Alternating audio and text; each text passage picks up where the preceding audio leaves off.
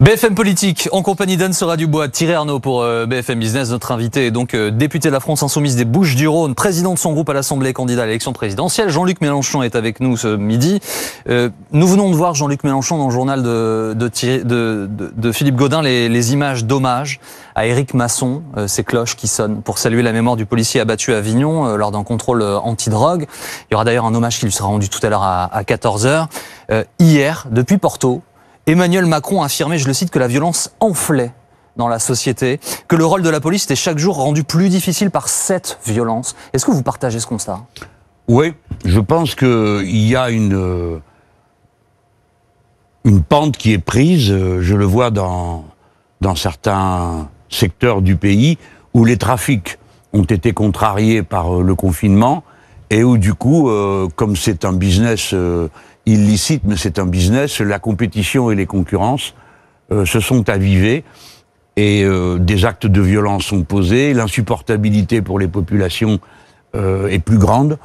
Et oui, en effet, je le redoute. Plus, évidemment, l'accumulation de la misère à certains endroits qui donne des débordements de gens qui sont aux abois, souvent ne sont plus vraiment là tellement ils sont perturbés psychologiquement.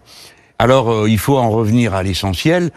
Le travail de police est un travail. Il a une technique, il a des exigences techniques, et il faut absolument que cette technique soit mise en œuvre. C'est-à-dire du renseignement, discerner qui sont les malfaiteurs, ensuite se donner les moyens d'intervenir et éviter toute action au débeauté sans bonnes informations et à vocation plus spectaculaire que policière. Parce qu'on met les policiers en danger dans ces circonstances, et puis on crée un rapport avec la population qui est fait de malentendus et d'exaspération, et tout ça n'est pas bon du tout. Vous parlez d'exaspération, d'aspect spectaculaire. On a vu cette nuit à Fréjus, je crois qu'il y a eu d'autres images qui nous sont parvenues aujourd'hui aux Ulysses cette nuit, d'un commissariat une nouvelle fois attaqué avec des tirs de mortier d'artifice. On a l'impression que c'est devenu un sport. Non, ne dites pas ça, parce que vous finiriez par en répandre... vous finiriez par le banaliser. Ce ne l'est pas.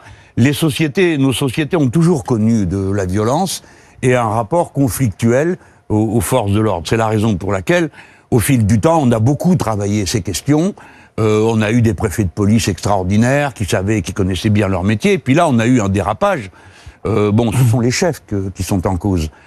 Qui ont commencé à valider la violence. On a eu un préfet de police à Paris qui a dit à quelqu'un « nous ne sommes pas dans le même camp ». Ce sont des phrases qui marquent les esprits inutilement.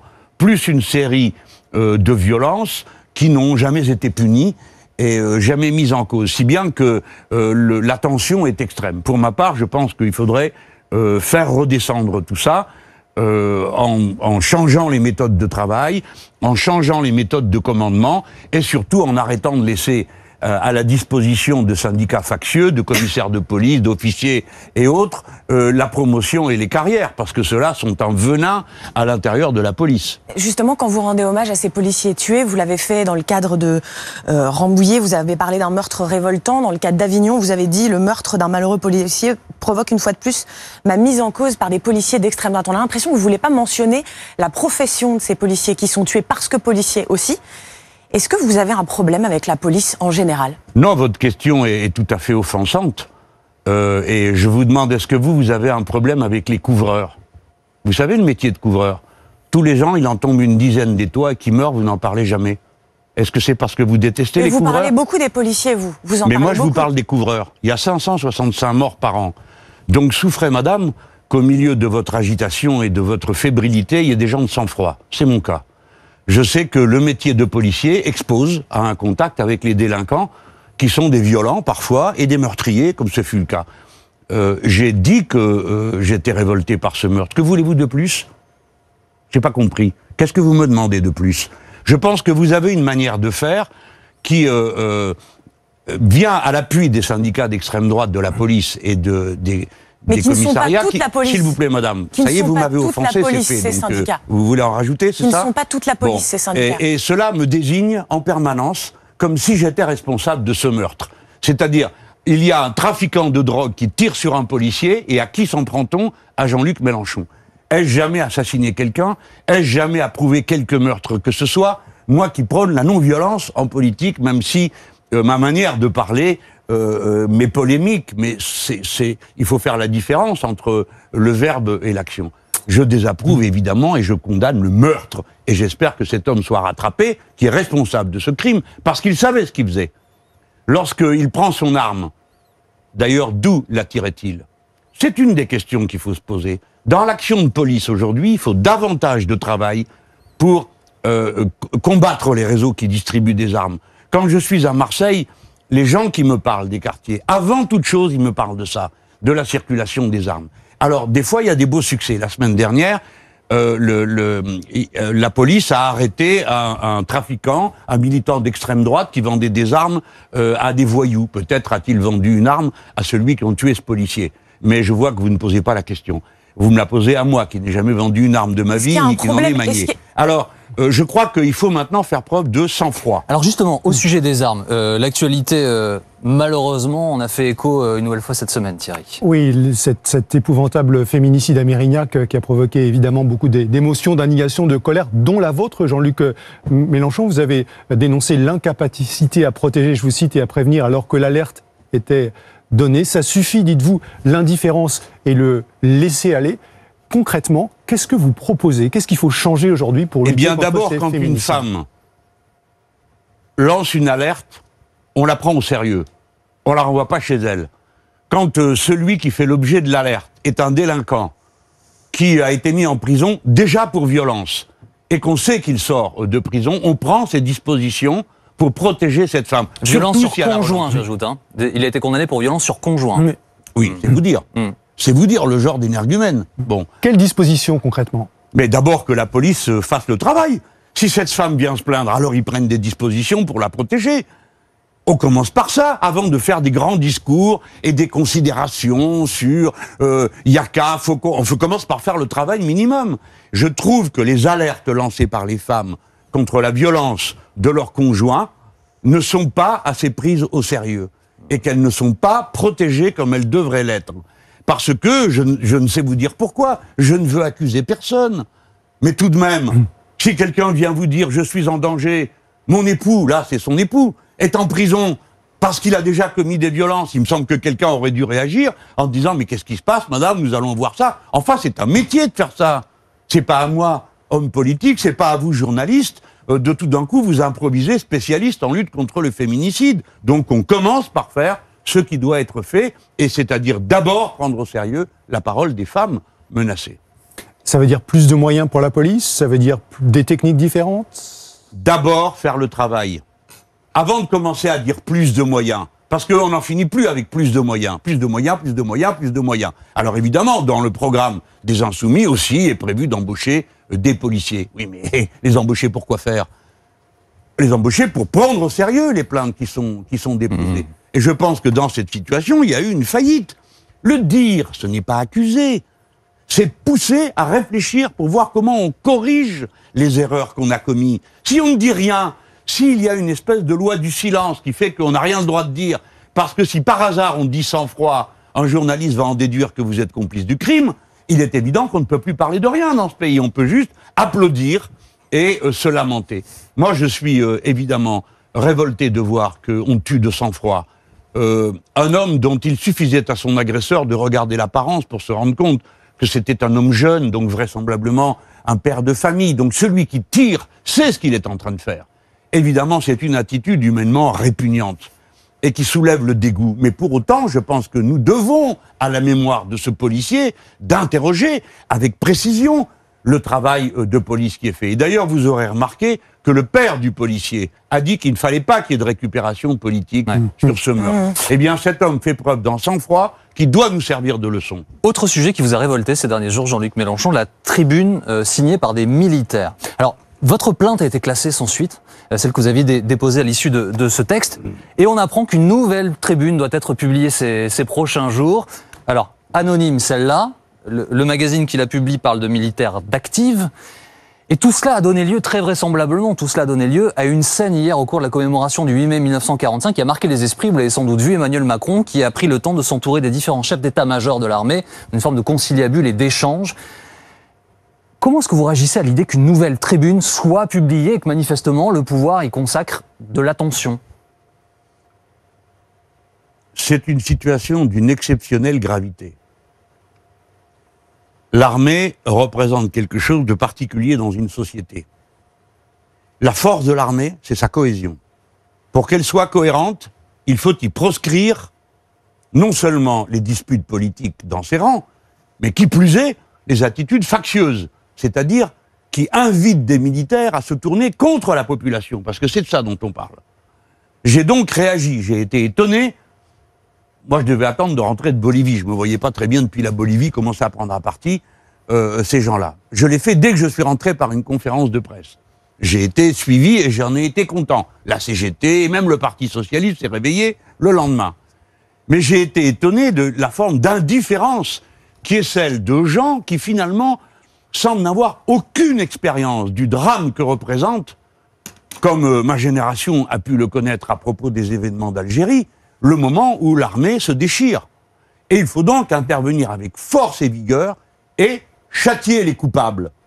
Quand on est militaire, on ne fait pas ça. Et d'ailleurs, le général Lecointre, qui est chef d'état-major des armées, a pris les bonnes décisions. Et maintenant, voilà que le journal Valeurs Actuelles, s'appuyant sur la décision du procureur Rémy Hetz qui dit « circuler, il n'y a rien à voir, on s'en fiche », nous avons donc fait appel. Évidemment, ce journal, lui, fait de la surenchère et dit qu'il y a 2000 militaires. Alors ils disent que c'est anonyme. Ce sont donc des lâches, en plus d'être des factieux. Car s'ils n'étaient pas lâches, ils donneraient leur nom. Moi, je m'appelle Mélenchon, je dis mon nom, je suis présent devant vous, et j'ai l'intention de purger l'armée des factieux. Et je dis mon nom et je le dis devant vous. Si je suis élu président de la République, ces crimes ne resteront pas impunis. Je pense que Macron doit faire mieux que de discuter avec les chefs d'état-major. Il doit prendre des sanctions. Il est le chef des armées. Au-delà de l'aspect de fond dont vous parlez, c'est devenu un sujet politique. Et rien n'est innocent dans cette période de régionale et de présidentielle.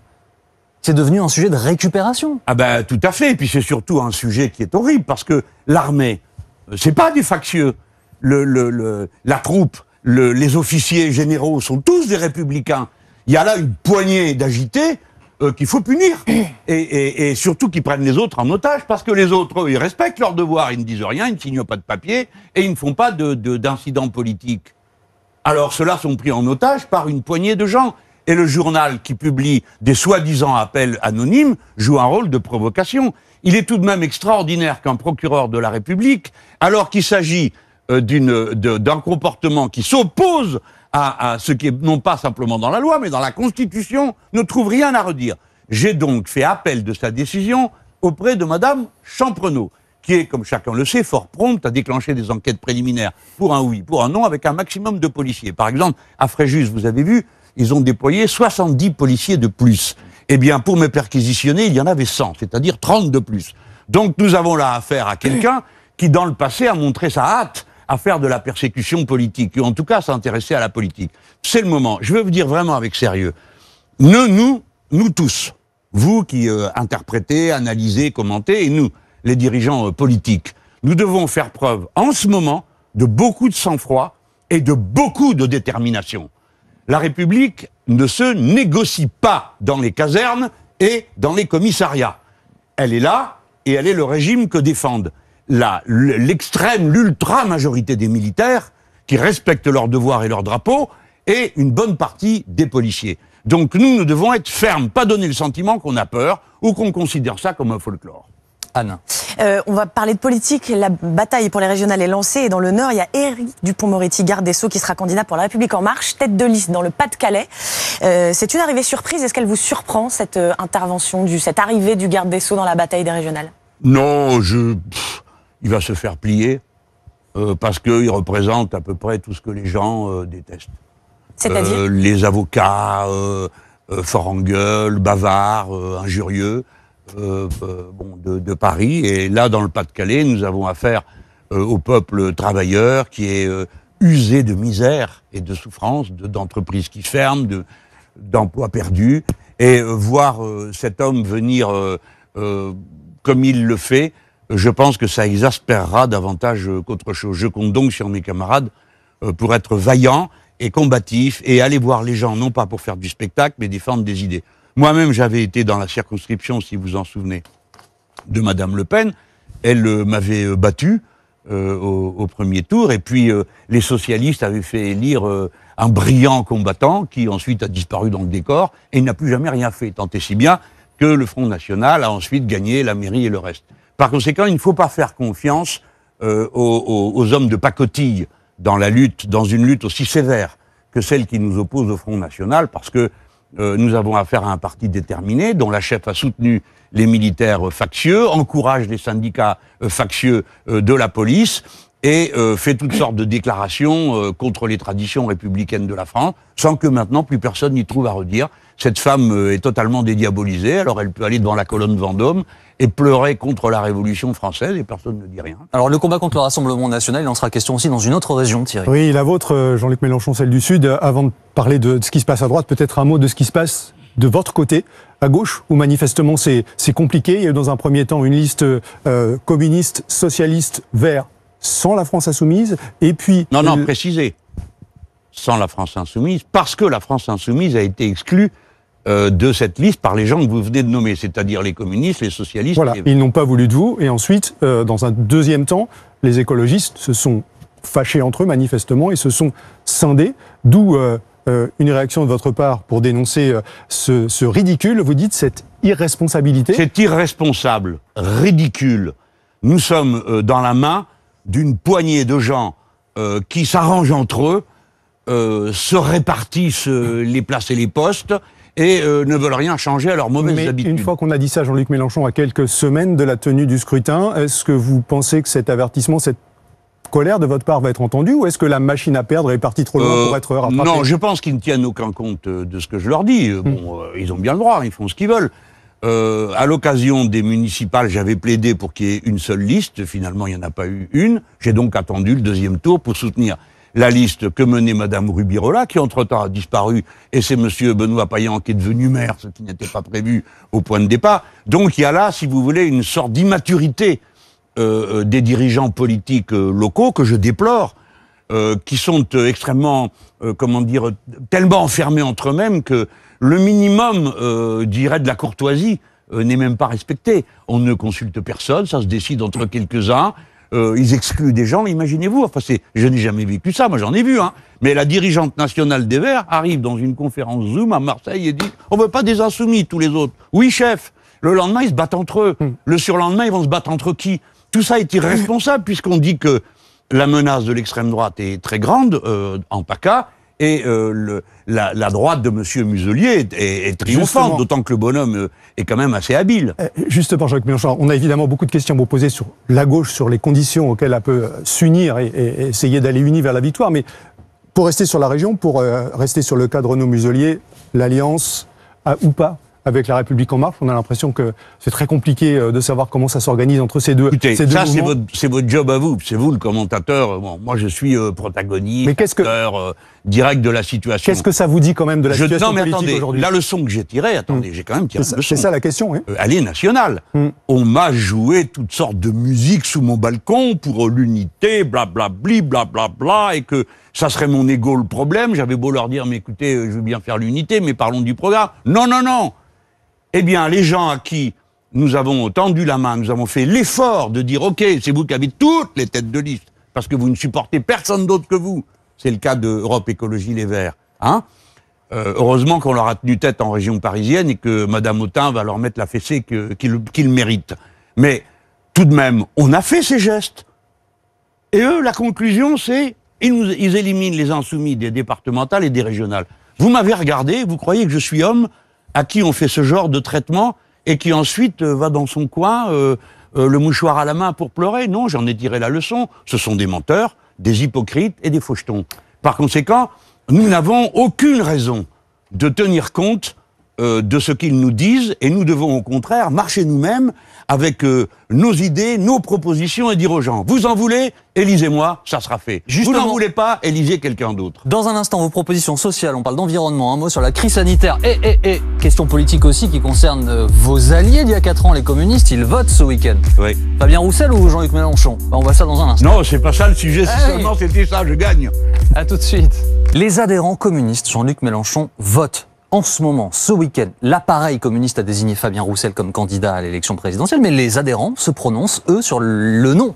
Le nom et la possibilité d'avoir un candidat à eux. Il y a 4 ans, Vous étiez le candidat des communistes également. C'était moi, oui. Ouais. Et puis avant aussi. Est-ce que vous avez peur d'une candidature de Fabien Roussel? Peur, non, mais c'est un crève-cœur pour moi. J'ai fait 2 campagnes présidentielles avec les communistes. On a eu quand même de beaux résultats. On a démarré à 3,5, on a fini à 11, puis le coup d'après à 19,5.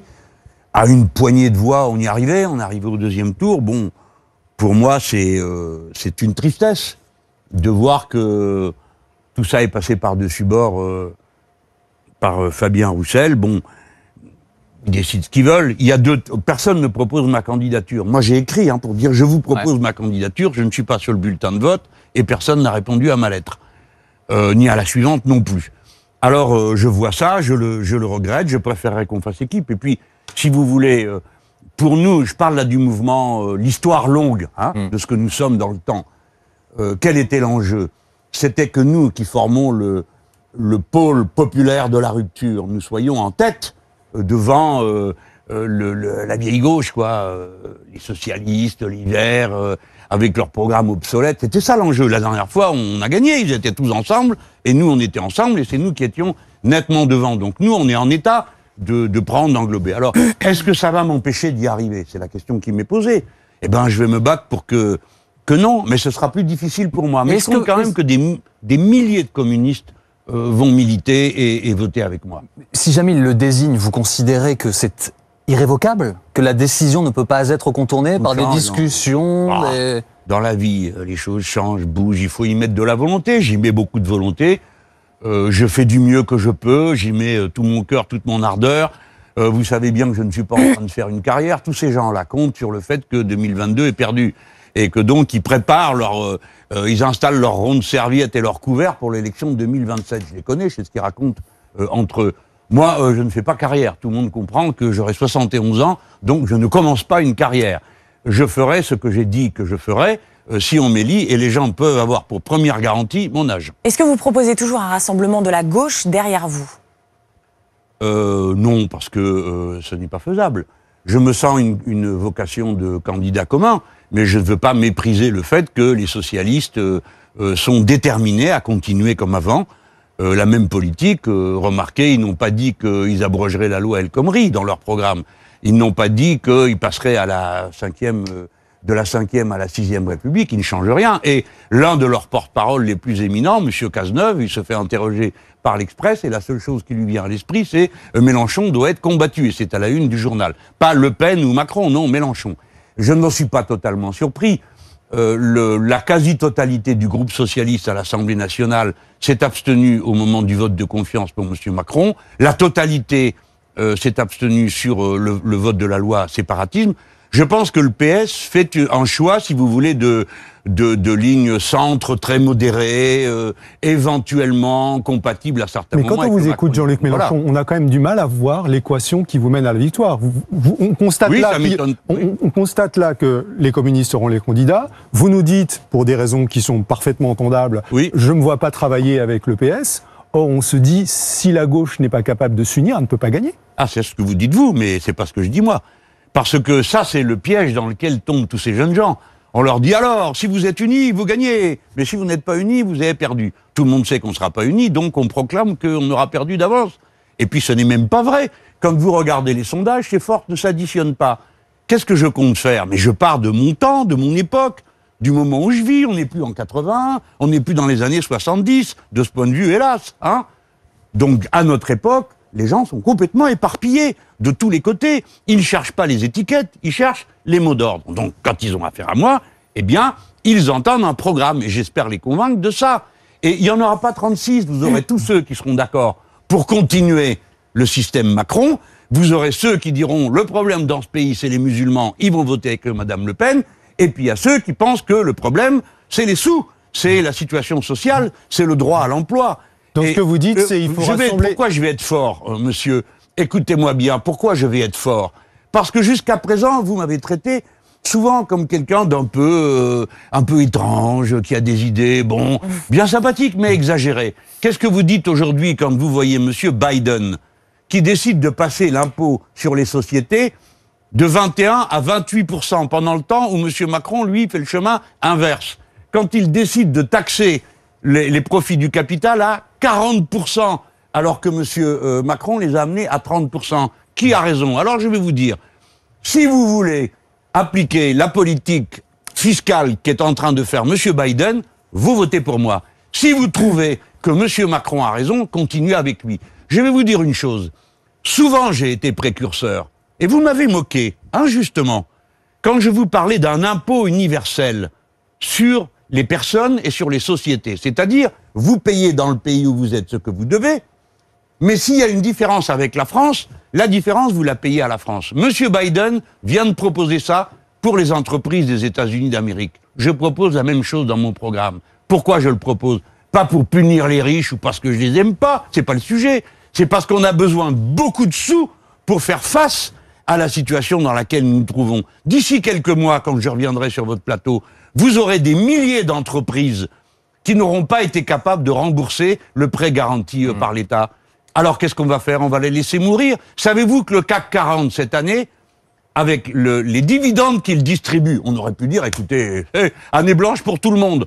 On vous donne comme rémunération l'inflation pour pas que votre capital soit usé. Et puis tout le reste, tchouf, à la caisse commune. Pourquoi? Pour empêcher les petites entreprises de mourir. C'est 51 milliards qu'ils vont répandre.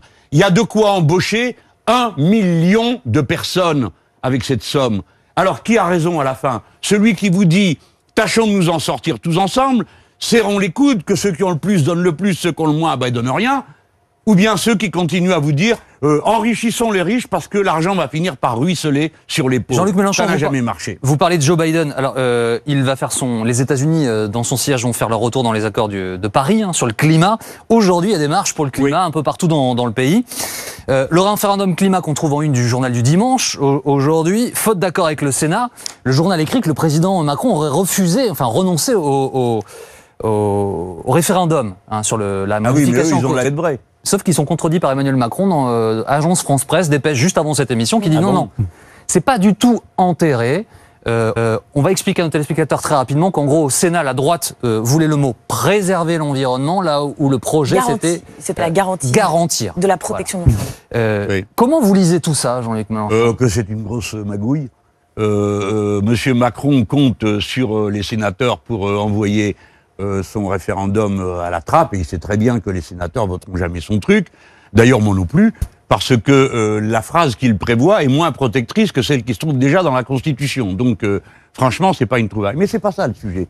Le sujet fondamental, c'est qu'on est en train de rater le point de passage. Le climat a changé et c'est irréversible. Alors, vous me regardez, je vous remercie de votre attention, mais ceux qui m'écoutent en ce moment, la plupart ne le croient pas. Ils pensent que oui, bon, on va faire un peu plus chaud, il y aura un peu plus de pluie. Non, non, non. Le climat est en train de changer et il va falloir... On le croit de plus en plus. Oui, je sais, bien sûr. J'exagère un peu pour les obliger à bien réfléchir. Mais si vous voulez, le changement étant irréversible, il va nous mettre dans une situation d'imprévu permanent. Regardez, les courants maritimes, il y a un tapis roulant, le chaud, le froid, le chaud, le froid, dans l'Atlantique, qui fait la saison sur les deux rives. Ce tapis roulant est ralenti dans des conditions telles que nous ne savons plus quel va être le régime des pluies et des sécheresses. L'axe de la Terre bouge 17 fois plus vite en ce moment parce que les pôles sont en train de fondre. Le niveau des mers, qui ne devait monter que de quelques centimètres, va beaucoup plus vite que prévu. Donc, nous allons être confrontés à des situations de crise climatique résultant du climat. Alors c'est les voies ferrées arrachées, des conduites d'eau pareilles, des terrains qui dévalent, et il va falloir savoir que fait-on dans cette situation. Vous avez le choix entre deux logiques de vie. Tous ensemble ou chacun pour soi. Vous avez déjà des gens qui font chacun pour soi. Ils disent, il va y avoir un problème d'approvisionnement en eau, je m'installe ma citerne. Il va y avoir un problème pour l'électricité, je m'installe mon groupe électrogène.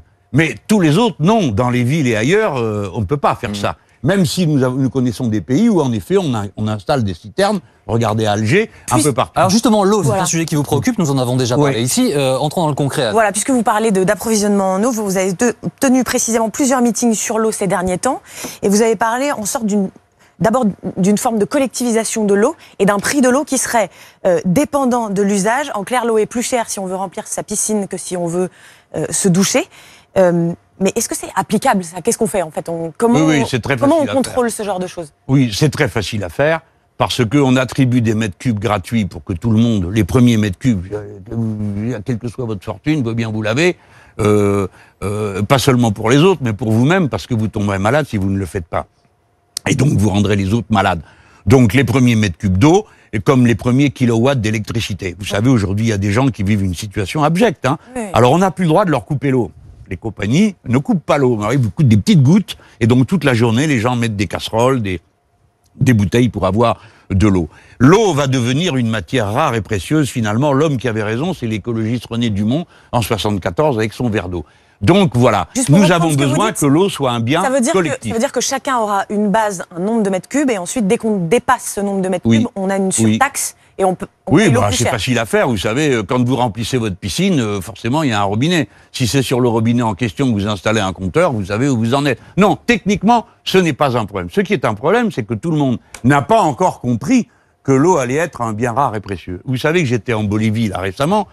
Il y a une équipe formidable de scientifiques français qui sont sur le lac Titicaca, et avec des Boliviens, et ils travaillent pour analyser. Vous regardez ce lac, vous dites, c'est le paradis sur Terre, il est magnifique, il est tout bleu, le ciel est bleu, tout est beau. Sauf qu'il est en train de mourir asphyxié.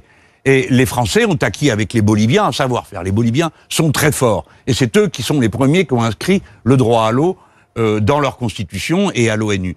Donc, dans la période qui va s'ouvrir, moi j'installerai un système. J'ai proposé d'ailleurs quelque chose, j'ai pas réussi mon coup parce que ça n'a pas retenu l'attention. Moi je propose, aujourd'hui on a des régions qui ne veulent rien dire. 13 régions, il y a tout et n'importe quoi là-dedans, ça n'a pas de sens. Je propose qu'on réorganise la carte administrative de la France, des régions, pour les faire correspondre aux bassins versants. Bon, aujourd'hui nous avons 9 grandes agences, on peut aller sur le territoire de l'Hexagone, puis après il y a les territoires, départements et territoires d'outre-mer où la situation de l'eau est désastreuse dès aujourd'hui. Je propose qu'on réorganise de manière à ce que les régions aient comme responsabilité numéro 1 la question de l'eau, mais la question de l'eau, c'est pas juste l'eau qui coule dans la rivière, c'est les eaux sales qu'on y amène, c'est la façon avec laquelle les industries traitent tout ça, c'est la façon avec laquelle on aménage les berges. Je ne veux pas vous saouler avec les détails de la manière de gérer l'eau, mais je vous adjure de comprendre que c'est un bien fondamental. Il n'y a que 1% d'eau potable sur cette planète, alors que 70% de la planète, c'est de l'eau. Et à 2%, à 12% de manque d'eau, vous êtes mort. Donc, on ne peut pas s'amuser avec ce sujet. Et j'ai l'intention, si vous voulez, une campagne électorale, il y a le résultat que vous faites, qui est une politique globale, et puis à chaque fois, vous faites les idées avancent, ici ou là.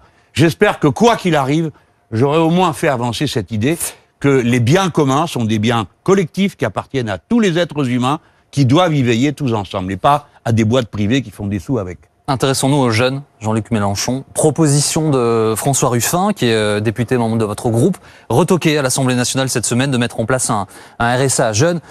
En fait, il y a une divergence de point de vue, c'est ce qu'explique le gouvernement, qui préfère des mesures ciblées. Ils expliquent préférer des mesures ciblées. Alors pourquoi est-ce que vous faites...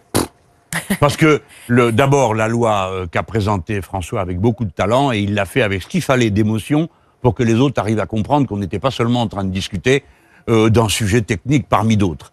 La situation d'une partie de la jeunesse tout à fait importante, c'est une situation où des gens ont faim, où des gens ne savent plus où se loger, etc., etc. Donc, il faut maintenant des mesures de secours. Et le groupe La France Insoumise a décidé de faire cette proposition de RSA pour les jeunes comme une mesure d'urgence. À la quoi nous répond le gouvernement, mais les jeunes, c'est pas le RSA qu'il leur faut, c'est du travail. Très bien, alors donc, et donnez-leur du travail si vous voulez pas leur donner le RSA. Mais vous pouvez pas ni le RSA ni le travail. Donc nous appelons au secours, c'est ça que nous disons. Alerte, il y a maintenant dans la jeunesse une situation de détresse extrême. Le gouvernement dit qu'il prend des mesures ciblées. Il faut bien qu'il dise quelque chose. La réalité, c'est qu'il n'a rien d'intention de faire. Mais surtout, ce que je voudrais vous dire, c'est que les droits en France, nous les Français, comme on le comprend, ce sont des droits universels. Qu'est-ce qui est le plus urgent, selon vous, pour les jeunes, aujourd'hui ? Déjà qu'ils puissent avoir le minimum de liberté pour vivre. Donc pour ça, quelques revenus. Il faut pouvoir manger, il faut pouvoir suivre ses études. Il faut qu'on cesse de les humilier, comme on le fait actuellement. Regardez les élèves de BTS, ce sont les techniciens supérieurs.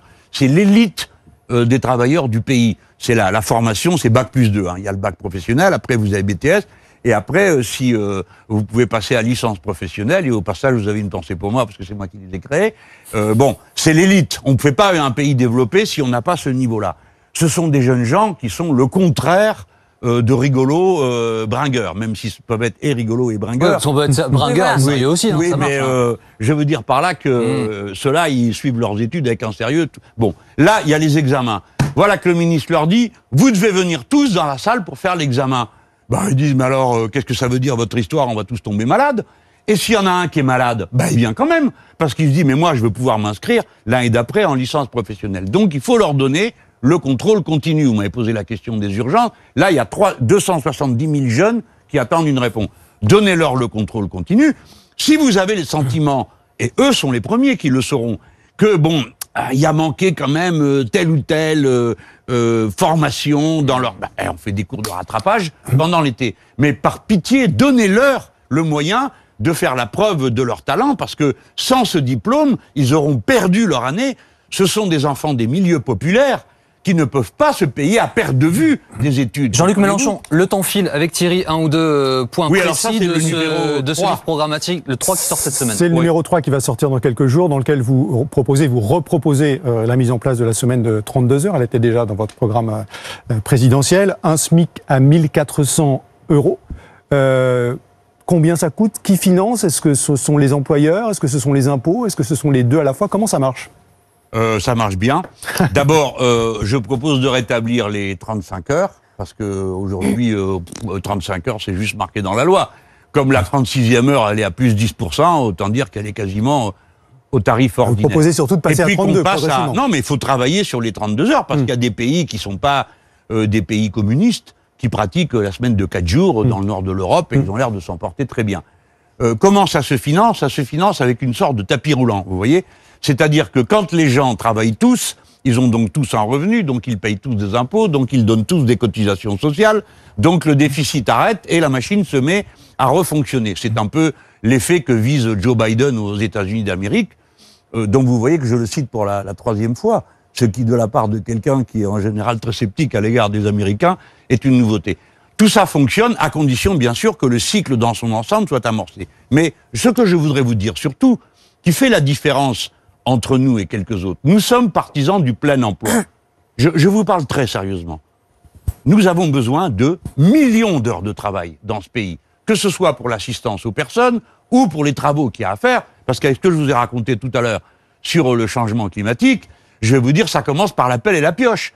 Parce que au rythme auquel on est en train de changer les canalisations d'eau qui passent dans le sol, il y en a pour 150 ans. Et pour les lignes électriques, il y en a pour 350 ans. On n'a pas le temps. Mais justement, ça fait beaucoup de travail à faire.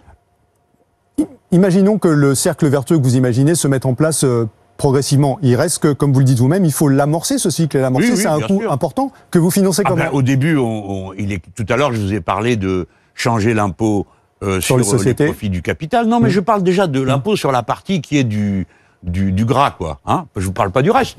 Bon, ça fait beaucoup de milliards. Tout à l'heure, je vous ai parlé des bénéfices du CAC 40. Si supposez que j'ai été le président à ce moment-là, et j'aurais dit, écoutez, on vient de passer une année affreuse.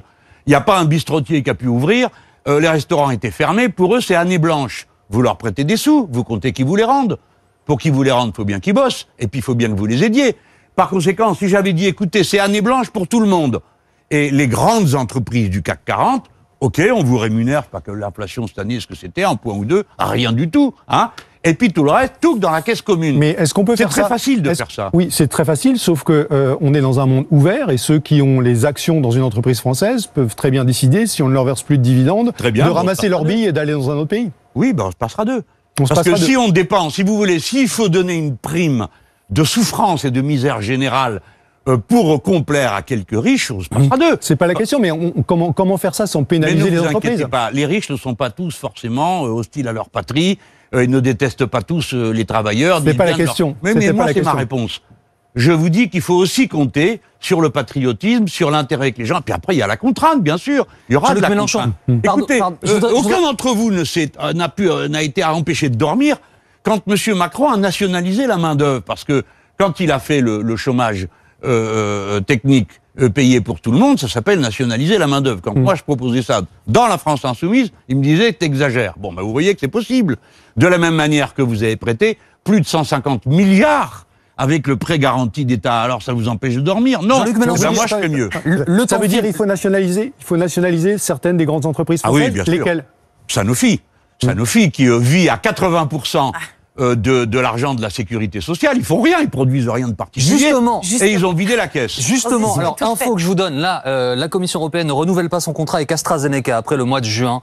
Annonce de Thierry Breton qui vient de tomber. On sait les difficultés qu'a eu l'Union européenne en approvisionnement et puis les doutes en termes de Ce sont des incapables à à la Commission européenne. Des incapables et des bons à rien. Alors ils font des contrats qui marchent pas. Est-ce qu'il n'y a pas eu un problème aussi avec AstraZeneca? Mais non, il y a un problème avec la Commission européenne qui est bonne à rien. Parce qu'elle a été incapable d'approvisionner l'Europe en vaccins. Elle a été incapable de demander aux entreprises européennes qui en étaient capables, parce que vous savez comme moi qu'il y en a une en Bretagne qui a vendu d'ailleurs tous ses produits aux Anglais. Oui, donc ils n'ont rien fait. Et ils sont là, blablabla, blablabla, et puis gesticulent. Ils sont incapables. Et nous, les Français, nous devrions avoir honte d'être dans le pays qui a inventé les vaccins et d'être incapable d'en produire un, comme Cuba arrive à en produire. Et quelle leçon on en tire? Ça veut dire qu'il faut réorganiser la manière dont l'Europe fonctionne, ou ça veut dire qu'il faut donner à chaque pays l'initiative de se procurer ses vaccins? S'occuper d'Europe, parce que tout ça n'est de rapport avec l'Europe que parce qu'ils considèrent le médicament comme une marchandise. Nous sommes pour un pôle public de médicaments. La première fois que j'ai dit qu'on ne produisait plus une molécule de Doliprane, alors je me rappelle de votre collègue qui me regardait en disant mais qu'est-ce qu'il a encore trouvé aujourd'hui, hein? Et ben maintenant vous êtes tous bien chocolat parce que nous ne savons plus produire nos médicaments. Et il n'y a pas que le Doliprane, il y a les vaccins aussi. On sort d'Europe précisément. Ah, vous allez me rendre tellement hommage parce que j'ai été le premier à dire qu'il fallait Biden, absolument. Joe Biden qui dit on demande la levée des brevets. Et après les États-Unis, Emmanuel Macron suit, alors que c'était plutôt tiède jusque-là. Oui, non, mais on s'en fout de Macron, il ne compte pas. Il compte plus sur la scène internationale, ce que dit Macron, ça compte pas. Et dit effectivement, c'est une bonne idée. Extraordinaire. Écoutez, ça arrive de temps à autre, il faut bien que je m'en charge moi-même, parce que sinon personne ne va le dire. J'ai quand même été le premier à dire, avec les Insoumis, mais honnêtement, ça m'avait été soufflé par mes amis d'Amérique du Sud. On a fait une pétition avec Lula, mondiale, je suis allé devant le Parlement andin pour plaider cette histoire-là. Bon, le vaccin, écoutez, rappelez-vous que vous êtes français, en France, c'était interdit de déposer un brevet jusqu'à 1959 sur un vaccin. C'était interdit. Dans notre conception du monde, quand on trouvait un vaccin, c'était pour guérir tout le monde, pas pour juste guérir ceux qui peuvent payer. Alors, Pfizer s'est gorgé d'argent, Sanofi nous a fait les poches et les arrière-poches et le sac, hein, ils nous ont pris tout ce qu'ils pouvaient sans rien nous donner en échange. Eh bien maintenant, le vaccin, il doit être gratuit, tout le monde doit pouvoir en produire. Aujourd'hui, en France, on nous dit « mais nous en produisons ». Alors, on fait tous semblant de le croire, c'est pas vrai. En fait, on met en flacon. On est un pauvre pays, hein, sous-développé, qui met du vaccin en flacon parce que c'est même plus le produire nous-mêmes. Bien sûr qu'on saurait. Si je m'en étais occupé, vous en auriez eu. Merci Jean-Luc Mélenchon d'avoir accepté notre invitation ce midi.